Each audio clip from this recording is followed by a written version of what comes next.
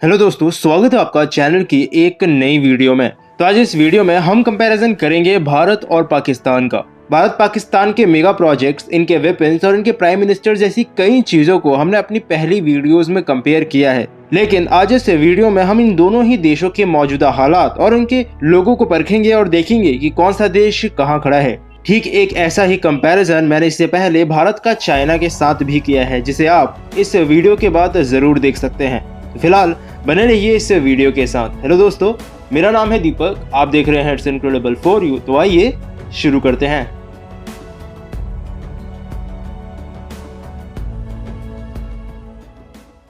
तो चलिए शुरुआत करते हैं भारत से। 15 अगस्त 1947 को भारत को ब्रिटिश कॉलोनियलिज्म से आजादी मिली थी, जिस वक्त आजादी के साथ साथ भारत को दो हिस्सों में भी बांटना पड़ा था, जिसमें एक रहा था भारत और दूसरा बना था पाकिस्तान।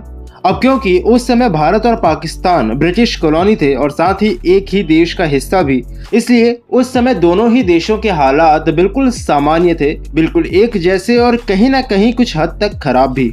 1947 में दोनों ही देशों की आजादी के बाद इन दोनों देशों ने आने वाले समय में काफी अच्छी और बुरी चीजें देखी, लेकिन पिछले 70-72 सालों ने इन दोनों ही देशों में बहुत सी चीजों को पहले के मुकाबले काफी हद तक बदल दिया है। कभी ब्रिटिश कॉलोनी रह चुके भारत और पाकिस्तान आज अपने आप में दो काफी बड़े देश हैं। एरिया के लिहाज में 32,87,263 किलोमीटर स्क्वायर के साथ भारत इस वक्त दुनिया का 7वां सबसे बड़ा देश है, जिसकी राजधानी इस वक्त नई दिल्ली है। वहीं पाकिस्तान की बात करें तो 8,81,913 स्क्वायर किलोमीटर के साथ पाकिस्तान इस वक्त दुनिया का 33वां सबसे बड़ा देश है, जिसकी राजधानी इस वक्त इस्लामाबाद है। अब क्योंकि ये दोनों ही देश इतने बड़े देश हैं, तो कहीं ना कहीं इनकी आबादी भी उतनी ही ज्यादा है। 2020 में भारत की आबादी लगभग 138 करोड़ लोगों को पार कर गई थी, जो भारत को आबादी के लिहाज में चाइना के बाद दुनिया का दूसरा सबसे बड़ा देश बनाता है।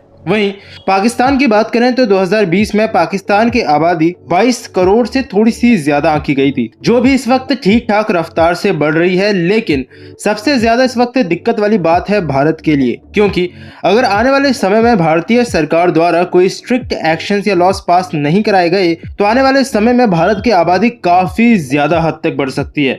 अब अगर बात करें पानी की कि इन दोनों ही देशों के एरिया में से कितने एरिया में पानी उपस्थित है, तो भारत में लगभग 9.6% एरिया में इस वक्त पानी की उपस्थिति है, जो कि पाकिस्तान में लगभग सिर्फ 2.86% एरिया में है। चलिए अब बात कर लेते हैं HDI यानी ह्यूमन डेवलपमेंट इंडेक्स रैंकिंग की। एक देश के लोगों की प्रगति, उनके डेवलपमेंट का एक छोटा सा ब्यौरा ह्यूमन डेवलपमेंट इंडेक्स रैंकिंग के हिसाब से निकाला जा सकता है, जिसमें 2020 में ह्यूमन डेवलपमेंट इंडेक्स रैंकिंग में भारत को 189 देशों में से 131वां स्थान मिला था। वहीं पाकिस्तान उस वक्त ह्यूमन डेवलपमेंट इंडेक्स की रैंकिंग में 154 यानी 154th पोजीशन पर था। यानी HDI के मामले में अभी भी इन दोनों ही देशों को काफी ज्यादा काम करने की जरूरत है।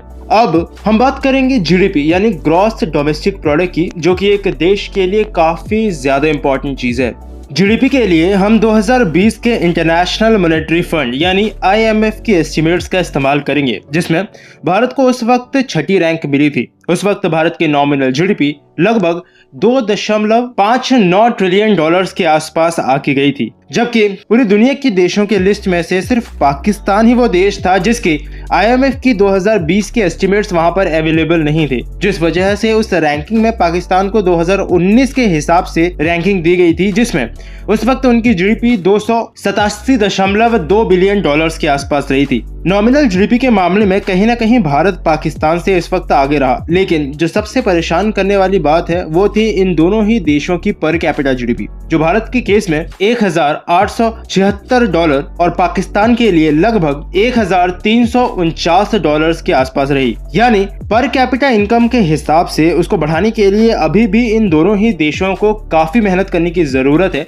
क्योंकि पूरी दुनिया में भारत और पाकिस्तान की पर कैपिटा GDP दुनिया के बहुत से देशों से भी इस वक्त काफी कम है। चलिए GDP के बाद बात कर लेते हैं लिटरेसी रेट की, यानी कि वो लोग जो इन दोनों ही देशों में पढ़े लिखे हैं। 2020 में भारत का लिटरेसी रेट उस वक्त लगभग 78% के आसपास था, जिसमें साउथ इंडिया के केरला राज्य का लिटरेसी रेट सबसे ज्यादा माना जाता है। वहीं पाकिस्तान में द नेशन.pk के अनुसार 2020 तक पाकिस्तान का लिटरेसी रेट सिर्फ 58% के आसपास रहा।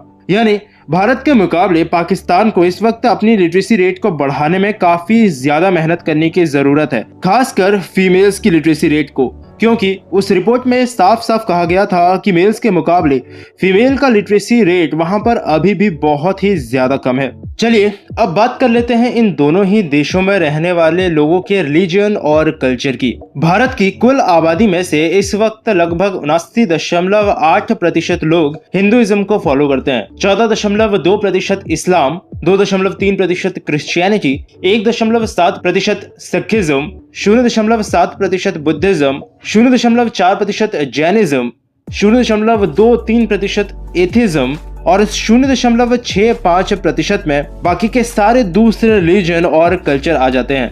वहीं अब अगर बात करें पाकिस्तान की, तो पाकिस्तान में मेजॉरिटी में लोग इस्लाम को ही फॉलो करते हैं। पाकिस्तान की पॉपुलेशन में से 96.28% लोग इस्लाम को फॉलो करते हैं, 1.85 लोग हिंदुइज्म को, 1.59 क्रिश्चियनिटी और बाकी के बचे लोग दूसरे रिलीजन और कल्चर को फॉलो करते हैं। अब इतनी ज्यादा डाइवर्सिटी और पॉपुलेशन होने की वजह से दोनों ही देशों में काफी ज्यादा भाषाएं भी बोली जाती हैं। भारत और चाइना के वीडियो में जैसा मैंने आपको पहले बताया था, भारत में इस वक्त करीबन 14,500 से भी ज्यादा भाषाएं हैं जो कि छोटी मोटी जगहों पर आपस में बोलचाल के लिए इस्तेमाल में ली जाती हैं, जबकि कुल 22 भाषाओं को भारतीय कॉन्स्टिट्यूशन में ऑफिशियली रिकॉग्नाइज किया गया है, जिसमें से हिंदी और इंग्लिश जैसी ऑफिशियल भाषाएं लगभग हर जगह पर हर चीज के लिए इस्तेमाल में ली जाती हैं। वहीं पाकिस्तान की बात करें तो वहां भाषाओं में भारत के जितनी विविधता तो नहीं है, लेकिन इंग्लिश और उर्दू के अलावा पंजाबी, पश्तून, सिंधी और बलूची जैसी कुछ भाषाएं हैं जो कि पाकिस्तान में आम बोलचाल के लिए इस्तेमाल में ली जाती हैं। बात करें टाइम जोन की, तो भारत का टाइम पाकिस्तान के टाइम से लगभग आधा घंटा आगे चलता है। यानी आप जिस समय से वीडियो को देख रहे हैं, ठीक इससे आधा घंटा पीछे इस वक्त पाकिस्तान में टाइम चल रहा होगा। भारतीय रुपया भारत अपनी ऑफिशियल करेंसी के रूप में इस्तेमाल में लेता है, जिसमें $1 की कीमत इस वक्त जिस वक्त मैं वीडियो बना रहा हूँ लगभग 73.2 भारतीय रुपयों के बराबर है। वहीं पाकिस्तानी रुपये पाकिस्तान की ऑफिशियल करेंसी है, जिसमें इस वक्त $1 की कीमत पाकिस्तानी रुपयों में लगभग 158 पाकिस्तानी रुपयों के बराबर है। ड्राइविंग साइड और मेंस इलेक्ट्रिसिटी के मामले में लगभग भारत और पाकिस्तान दोनों एक ही जैसे हैं, जिसमें लेफ्ट साइड की रोड का इस्तेमाल ड्राइविंग के लिए किया जाता है और 230 वोल्ट और 50 हर्ट्ज की मेंस इलेक्ट्रिसिटी दोनों ही देशों में इस्तेमाल में ली जाती है। इंटरनेट डोमेन की बात करें तो इंडिया से .in भारत में इस्तेमाल में लिया जाता है, वहीं पाकिस्तान में .pk का इंटरनेट डोमेन के रूप में इस्तेमाल होता है। वहीं अब अगर जाते जाते बात करें टेक्नोलॉजी की, तो भारत कहीं ना कहीं इस वक्त पाकिस्तान से टेक्नोलॉजी के मामले में आगे है। IT फील्ड में भी पर ईयर की इनकम भारत की पाकिस्तान के मुकाबले काफी ज्यादा होती है। वहीं स्पेस प्रोग्राम के मामले में भी इस वक्त भारत पाकिस्तान से काफी ज्यादा आगे है। वैसे आपको पता है या नहीं, लेकिन पाकिस्तान की स्पेस एजेंसी साउथ एशिया में काफी ज्यादा जल्दी शुरू हो गई थी, क्योंकि उस समय जब पाकिस्तान ने अपनी स्पेस एजेंसी शुरू की थी तब साउथ एशिया में ऐसा कोई खास अमीर देश नहीं था, लेकिन फिर भी इतनी जल्दी शुरू होने के बावजूद अभी पाकिस्तानी स्पेस एजेंसी ने ऐसा कोई कुछ ज्यादा अचीवमेंट स्पेस प्रोग्राम में नहीं किया है। और अब अगर हमेशा की तरह जाते जाते बात करें दोनों देशों के भविष्य की, तो आज से 10 या 20 साल बाद ये दोनों देश आखिर कहाँ होंगे, ये कहना अभी थोड़ा मुश्किल ज़रूर है, लेकिन उम्मीद यही है कि दोनों ही देश आने वाले समय में अच्छी खासी प्रगति करें। और अब चाइना और पाकिस्तान के बाद अब अगर भारत का कंपैरिजन आप किसी और देश से देखना चाहते हैं तो मुझे नीचे कमेंट सेक्शन में ज़रूर बताइएगा। तो बस अभी के लिए इस वीडियो में इतना ही। उम्मीद करता हूँ आपको वीडियो पसंद आई होगी। अगर आपको वीडियो पसंद आई है तो इसे लाइक करना, अपने दोस्तों और फैमिली के साथ में शेयर भी, और अगर आप चैनल पर नए आए हैं तो चैनल को सब्सक्राइब किए बिना बिल्कुल मत जाइएगा, क्योंकि इस चैनल पर आपको ऐसी ही इंटरेस्टिंग टॉपिक से रिलेटेड वीडियोस मिलती रहेंगी। साथ ही आप मुझे ट्विटर पर भी फॉलो कर सकते हैं, आपको लिंक नीचे डिस्क्रिप्शन बॉक्स में मिल जाएगा। तो मिलता हूँ आपसे फिर से एक और नई इंटरेस्टिंग टॉपिक की एक नई वीडियो के साथ में। तब तक के लिए अलविदा।